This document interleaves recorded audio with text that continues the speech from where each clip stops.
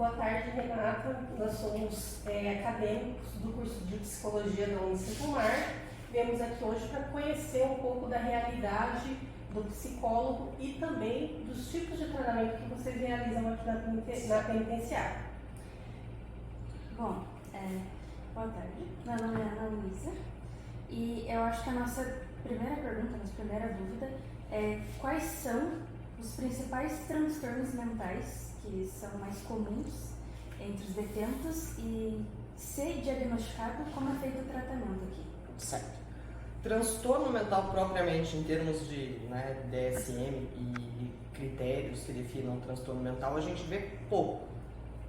Mas a gente tem um grande problema da dependência química, que não deixa de ser um transtorno mental por conta dos efeitos psicológicos que existem na própria dependência. Quando diagnosticado, os casos de dependência química a gente trata por aqui mesmo, junto com a rede de apoio do município. Então, o que a gente faz? A gente avalia, a equipe da psicologia, eu e uma residente, havendo indícios disso e que a gente perceba que é muito difícil o tratamento no sentido medicamentoso, principalmente, a gente encaminha para a CAPS. E tem alguns palestrantes, alguns profissionais do CAPS mesmo que vêm atender aqui e fazem esse acompanhamento para a dependência. Os casos de transtorno mental diagnosticado, casos psiquiátricos, aí vão para o Complexo Médico Penal, que é uma outra unidade, que é em Curitiba, que é exclusiva para esse tipo de atendimento. E aí lá tem o acompanhamento da psiquiatria e da psicologia com mais profissionais. Então acaba sendo um tratamento mais efetivo feito neste outro local. E alguns casos de transtornos que a gente chama de mais leves, assim, mais moderados, a questão principalmente de aprendizagem, às vezes a gente nota até pela falta de escolarização algumas vezes, e aí a gente acompanha aqui também, junto com o setor de pedagogia, para tentar não eliminar, mas diminuir as características ou os sintomas dessas questões. Então, Renata, a gente tem muitas perguntas, mas uma das questões mesmo que a gente acha interessante é como que você lida com os presos que têm experiências traumáticas? Essa pergunta é bem legal. A gente tem um trabalho aqui em Ponta Grossa e é o primeiro lugar do mundo que a gente está fazendo, avaliando justamente as questões de experiências traumáticas bem pontuais.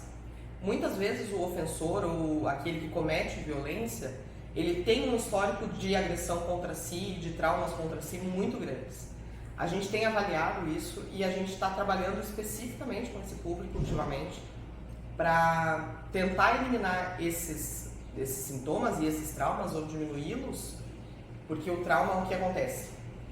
Quando você passa por uma experiência traumática, tem uma série de sinais que o cérebro mesmo joga no seu corpo durante aquele momento, e quando você passa uma situação às vezes parecida, que te faz lembrar daquilo, você revive a experiência traumática fisicamente até, psico e fisicamente. É como se você estivesse naquele momento do trauma novamente. E existe uma série de saídas para isso. Uma delas é o cometimento de violência, você perpetrar no outro aquilo que foi feito contra você.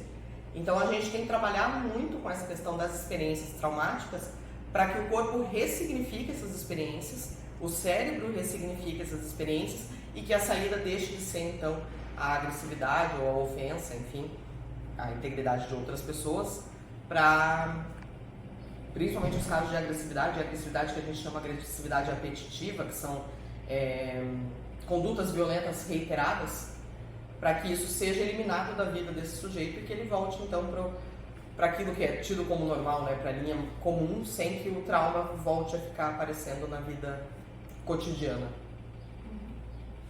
Bom, o nosso tempo é um pouco curto, a gente gostaria de conversar muito mais com você, mas obrigado pelo seu tempo e pelo compartilhar tanto esse conhecimento. Eu tenho uma última pergunta só. Uma dica que você daria para alguém que quer seguir nesse ramo de psicologia penal?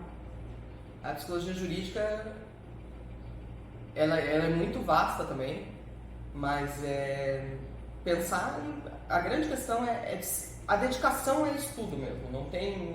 E a psicologia a gente aprende fazendo, mas a gente tem que estudar muito. É um campo muito grande, muito rico, mas precisa de dedicação. É isso, obrigada. Obrigada.